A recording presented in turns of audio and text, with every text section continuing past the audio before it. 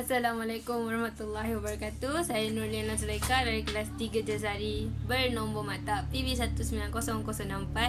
Jadi saya nak bentangkan bab 3, Justeru Impian di Jaring. Sinopsis bab 3. Aku bukan ustaz. Setelah menjalani ujian kecergasan yang dikendalikan oleh Mas Superman, Syahir mendekati Haji Marzuki yang sedang melatih Bernard untuk berbicara tentang keputusan mengejut kelab badminton Malaysia. Haji Marzuki bertanya kepada Syahir tentang persediaan untuk keterbuka Johor. Syahir meluahkan rasa ketidakpuashatiannya. Haji Marzuki faham akan perkara yang terbuku di hati Syahir. Haji Marzuki memberitahu bahawa beliau turut terkejut dengan pengumuman mesyuarat yang dihadiri oleh Pak Engku pada sebelah pagi. Syahir yang masih belum berpuas hati mempertikaikan semua kejohanan terbuka antarabangsa yang telah disertai oleh mereka dan ranking dunia yang telah diperoleh. Haji Marzuki amat memahami ketidakpuashatian Syahir tentang keputusan yang dibuat dalam mesyuarat itu. Namun, beliau meminta Syahir menerimanya kerana semua pemain lain turut terlibat. Berdasarkan ranking dunia, tempat untuk Syahir, Kam Heng dan Bernard ke Jakarta sudah terjamin. Namun, kenyataan Pak Engku amat tidak menyenangkan hati Syahir. Syahir. Sebelum berakhir sesi latihan pada pagi itu, Haji Marzuki meminta Syahir dan beberapa orang pemain bertenang dan berfikir dengan rasional kerana beliau pasti ada hikmahnya. Syahir dan Wan Najlah singgah makan di restoran 48 jam. Syahir dan Wan Najhan singgah makan di restoran 48 jam. Mereka bertemu dengan Wan Najlah, iaitu adik Wan Najhan. Wan Najlah memanggil Syahir Ustaz. Wan Najlah merupakan pemain muda perseorangan badminton wanita yang sedang meningkat naik di peringkat kebangsaan. Wan Najlah menunjukkan profil penuh Syahir dalam mingguan riadah pada bahagian personalis minggu ini beserta dengan wawancara. Okey, berdasarkan sinopsis yang saya baca tadi, cerita dia macam ni. Waktu Haji Marzuki ni dia tengah latih Bernard. Lepas tu tiba-tiba Syahir datang jumpa dia untuk bercakap pasal keputusan yang kelab badminton Malaysia buat secara mengejut tu. Lepas tu Haji Marzuki dia tanyalah dekat Syahir, apa persediaan dia untuk pergi ke Terbuka Johor. Lepas tu Syahir pun jawab dengan jujur yang dia tak puas hati dengan apa yang berlaku tu. Haji Marzuki pun faham dengan apa yang Syahir luahkan, sebab dia sendiri terkejut dengan pengumuman mesyuarat yang Pak Engku hadir waktu pagi tu. Syahir dia walaupun dah kata macam tu, Syahir dia masih tak puas hati dan dia pertikaikan semua kejohanan terbuka antarabangsa yang dia dah sertai dan ranking dunia yang dia dah dapat. Haji Marzuki cuba tenangkan dia sebab dia faham yang Syahir tidak puas hati. Tapi dia suruh Syahir bertenang dan terima sebab pemain lain pun terlibat sekali dengan yang ni. Sebab bukan Syahir seorang yang kena ni. Bernard dengan Kam Heng pun kena kan.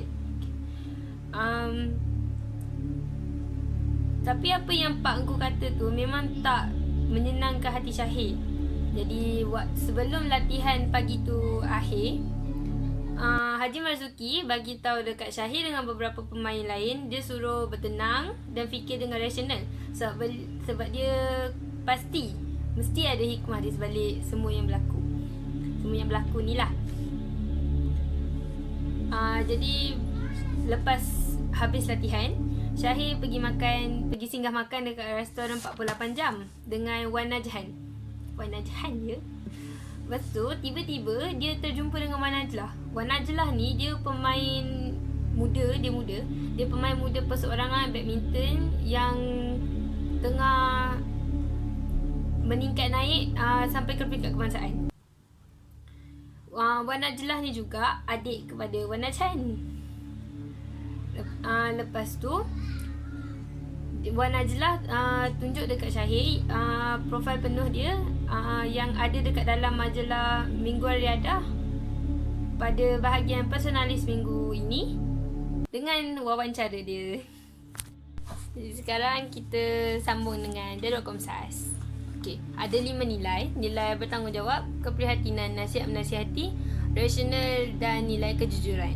Okey, nilai pertama adalah nilai bertanggungjawab. Persoalannya adalah persoalan tentang tanggungjawab seorang jurulatih. Latar masyarakat yang bertanggungjawab. Watak dan perwatakan pula seorang yang bertanggungjawab. Pengajarannya, kita mestilah bertanggungjawab ketika menuntut ilmu agar ilmu yang dipelajari sentiasa diingati dan dapat diamalkan sepanjang hayat. Untuk contoh peristiwa, sebagai contoh, Haji Marzuki dan Mas Suparman sedang melatih Kam Heng dan Bernard kerana itu merupakan tanggungjawab mereka sebagai seorang jurulatih. Nilai kedua, nilai keprihatinan. Persoalannya adalah persoalan tentang keprihatinan seorang jurulatih. Latar masyarakat adalah masyarakat yang prihatin. Watak perwatakan seorang yang prihatin. Pengajarannya, kita mestilah prihatin terhadap masyarakat agar kita dapat menjalinkan hubungan yang baik dengan masyarakat di sekeliling kita. Sebagai contoh, untuk contoh peristiwa, sebagai contoh, Haji Marzuki bertanya kepada Syahir tentang persediaan untuk Kota Terbuka Johor dan Syahir meluahkan ketidakpuasan hatinya dan menyuruh Syahir untuk menerimanya kerana semua pemain lain turut terlibat sekali.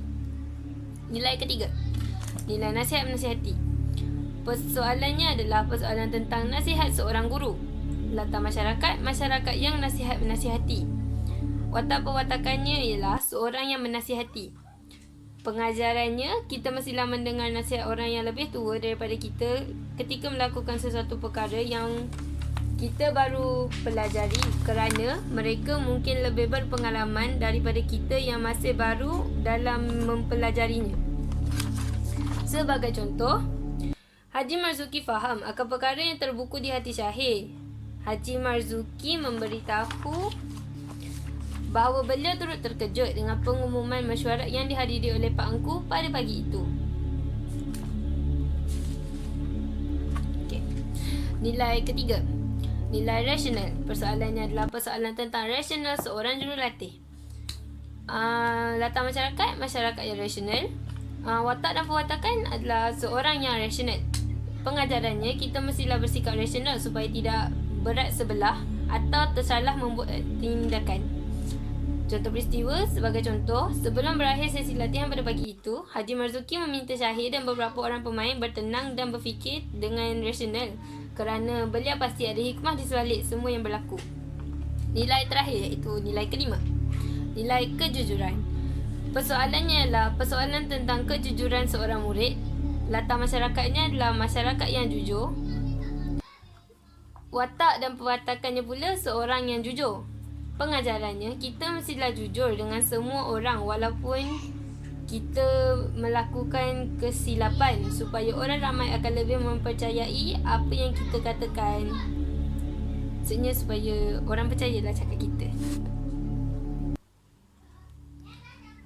Contoh peristiwa. Sebagai contoh, ketika Haji Marzuki bertanya kepada Syahir tentang persiapannya untuk Kota Terbuka Johor, Syahir meluahkan rasa ketidakpuasan hatinya dengan jujur. Itu sahaja daripada saya untuk hari ini. Sekian, terima kasih.